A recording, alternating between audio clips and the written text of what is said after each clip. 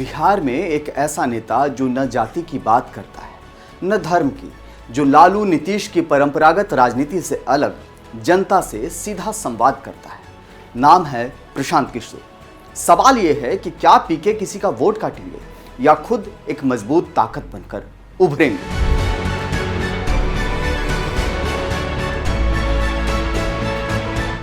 नमस्कार, मेरा नाम है नीरज शर्मा और आप देख रहे हैं ONOZ न्यूज। बिहार की सियासत में एक अलग मिजाज वाला चेहरा उभरा है।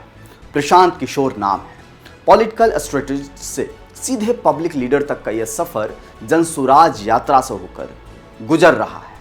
पिछले 2 सालों में पीके ने 2000 किलोमीटर से भी ज्यादा की पैदल यात्रा की है। 200 से भी अधिक विधानसभा क्षेत्रों में गए हैं। गांव-गांव में सभाएं की हैं।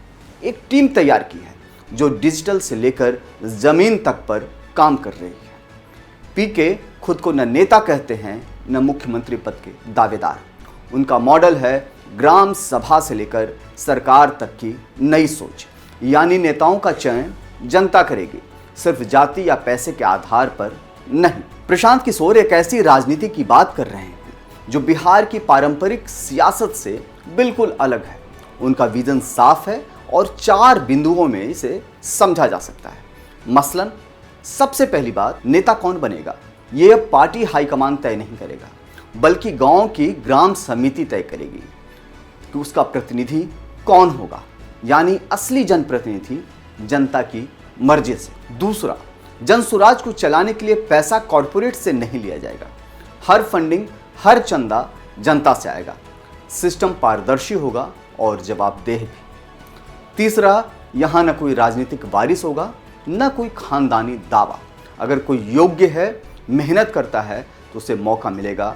नेता का बेटा होने से कुछ नहीं मिलेगा। और चौथा, ये राजनीति जातियों की जोड़ घटाव से नहीं चलेगी। यहाँ कोई यादव, कोई कुर्मी, कोई दलित या कोई ब्राह्मण वोट बैंक नहीं होगा।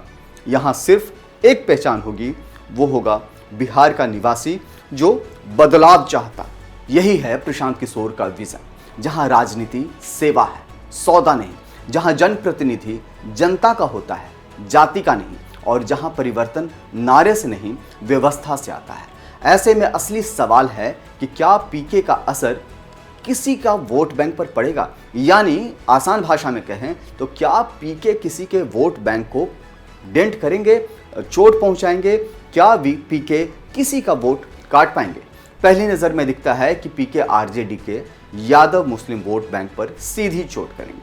पीके का जोर युवाओं पर है, खासकर बेरोजगार युवाओं पर।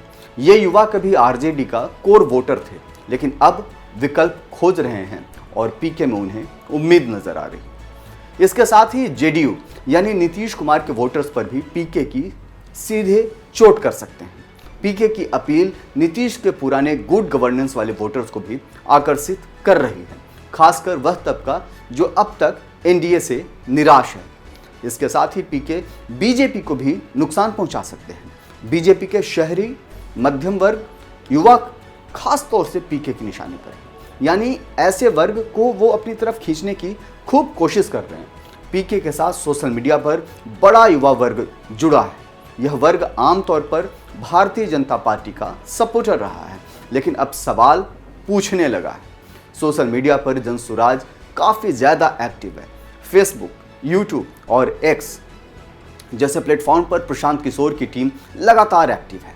हर सभा की लाइव स्ट्रीमिंग होती है, हर क्लिप को माइक्रो कंटेंट में बदला जाता है और हर सवाल का जवाब डिजिटल फॉर्म में दिया जाता है। जनसुराज का ऑनलाइन अभियान युवा और जागरूक तबके को सीधा टारगेट करता है, खासकर वो युवा जो जातिवाद और वंशवाद की राजनीति से निराश हैं और जो नए विकल्प की तलाश में है। पीके की टीम इन्हीं युवाओं को अपना डिजिटल वॉलंटियर बना रही है।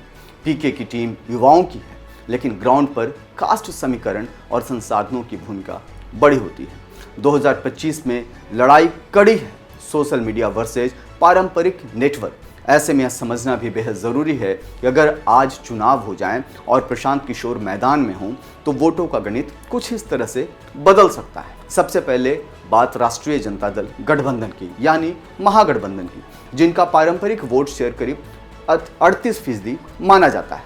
लेकिन पीके के मैदान में उतरने से ये थोड़ा घट सकता है और ये घट करके 32 से 34% तक आ सकता है, क्योंकि युवा, मुस्लिम और कुछ यादव वोटर अब विकल्प की तलाश में हैं। दूसरी तरफ है एनडीए गठबंधन, यानी बीजेपी और जेडीयू का गठबंधन। अब तक लगभग 40% वोट बैंक पर टिका था। पीके की एंट्री से यह भी 35 से 36% तक आ सकता है। खासकर उन वोटर्स में सेंध लग सकती है जो कभी नीतीश कुमार के सुशासन मॉडल से जुड़े थे। बाकी दल और निर्दलीय उम्मीदवार की अगर बात करें तो करीब 12% तक का वो प्रभाव रखते हैं वोट बैंक के हिसाब से। पीके के आने से इनका हिस्सा भी घटकर लगभग 10% तक सीमित हो सकता है। और अब आते हैं जनसुराज पर, जो अब तक 0 पर खड़ी है। ये राजनीतिक पहल पीके की रणनीति और ज़मीनी अभियान के चलते 5 से 7% तक के वोट बैंक तैयार कर सकती है। यानी पीके वोट काट भी सकते हैं और सत्ता के समीकरण को झटका भी दे सकते हैं। ये समझना बहुत ज़रूरी है। प्रशांत किशोर एक ऐसी राजनीति की बात कर रहे हैं जिसकी कल्पना बिहार में अब तक कम ही हुई थी, लेकिन असली चुनाव असर क्या होगा ये संगठन की ताकत, उम्मीदवारों की विश्वसनीयता और जनता के मूड पर निर्भर करेगा। फिलहाल इतना तय है कि पीके मैदान में हैं और हर दल की नींद उड़ी हुई है, क्योंकि पीके बेहद ताकतवर और जमीनी तरीके से आगे बढ़ रहे हैं। ऐसे में सवाल है कि 2025 में प्रशांत किशोर किंग मेकर होंगे या स्पॉइलर। इसका जवाब सिर्फ और सिर्फ जनता के पास है, जो अपने वोट के अधिकार से पीके को मजबूत या कमज़ोर कर सकते हैं। यानी वोट कटवा की इमेज से किंग मेकर या किंग बना सकते हैं। कैसा लगा ये वीडियो आप हमें ज़रूर बताइएगा। साथ ही आपके पास अगर कोई सुझाव हो तो वो आप हमारे साथ शेयर कर सकते हैं। इसके लिए आप वीडियो के कमेंट सेक्शंस में जाकर के कमेंट कर सकते हैं। तब तक के लिए जय हिंद, जय भारत, नमस्कार।